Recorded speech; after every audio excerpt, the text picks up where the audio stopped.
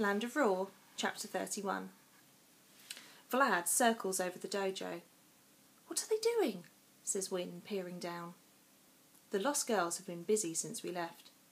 They're scurrying about all over the dojo, rolling stones into place and digging up great mounds of earth. Their previously smooth training area now looks like a building site. "Making the magic road. Look, there's the tunnel." I point at a place near the trees where a girl's head is poking out from a tarpaulin. "And over there, where they're piling up earth, that's the big rock where the dragons are going to pick us up." "Those girls might be small," says Wynne, "but they're strong and fast." He's right. We've only been gone a few hours, but already the lost girls have transformed the dojo, recreating a rough outline of the magic road, making it spiral in on itself so they can fit it all in. And that's after going on a 5-mile jog. "There's just one problem," I say. "Where can we land Vlad?" As Vlad glides down, getting closer and closer to the dojo, I try to direct him towards the place with the fewest girls in it. "Down," I urge, nudging him to the right, then right a bit more. "Down." It's all going smoothly.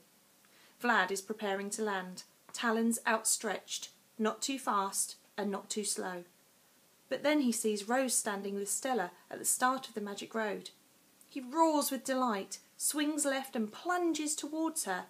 Wynne and I scream. Rose and Stella scream.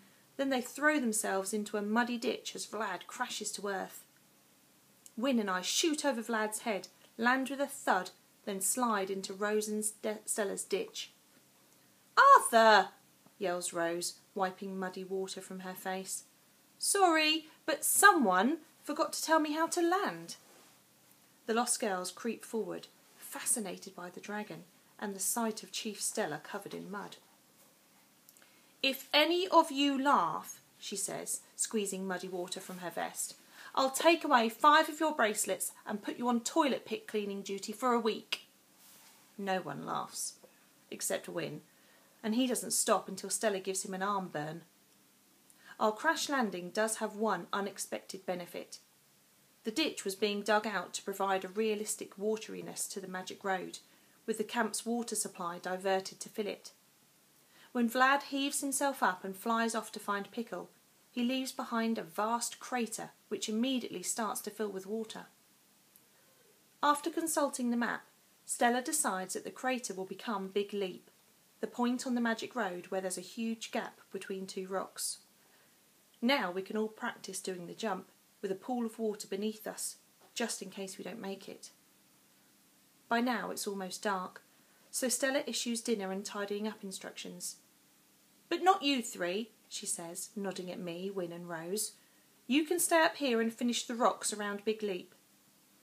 I'm exhausted and battered, but one look at Stella's determined face tells me there is no point arguing. If Rose is bothered about being stuck with me and Wynne, she doesn't complain. We watch the lost girls trudge into the tangled forest, then start adding rocks to the pile the girls have already made. Rose looks from me to Wynne. She takes in our burnt hair, our smoke-covered faces, and our bruises and cuts. "So what exactly happened to you 2? I touch a particularly painful graze on my cheek. "We nearly died because someone told us to get on a dragon, but didn't tell us how to fly it." Rose laughs. "Yeah, but you didn't die, did you?" "We came close," I mutter, but then I can't help smiling. "We flew through this archway in a rock, Rose.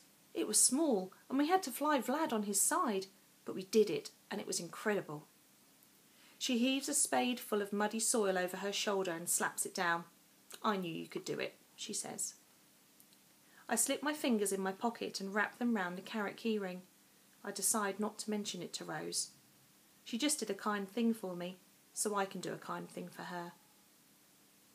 When it's totally dark, we abandon our digging and go down to the camp.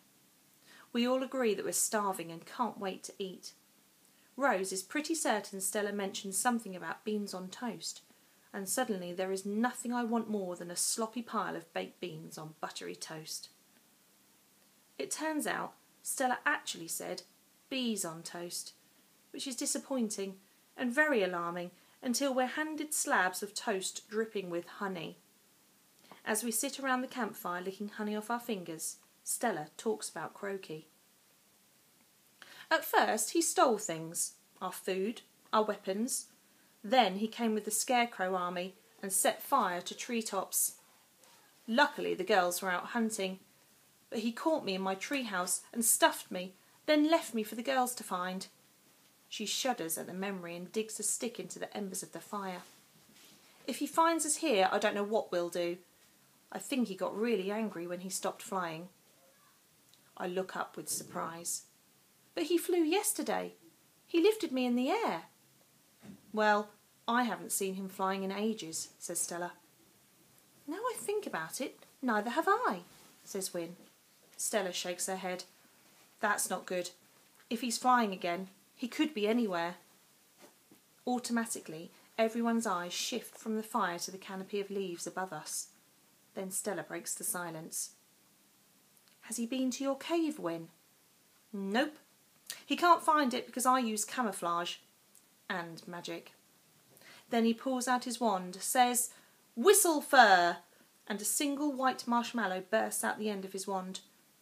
I'm not sure who's more surprised, us or Wyn. He proceeds to toast the marshmallow in the flames of the fire, then eat it slowly, pulling strands of goo off with his fingers, ignoring the big hungry eyes of the lost girls. "Do it again," says one of the smallest girls, Clara, tugging his sleeve. "That was awesome." Really?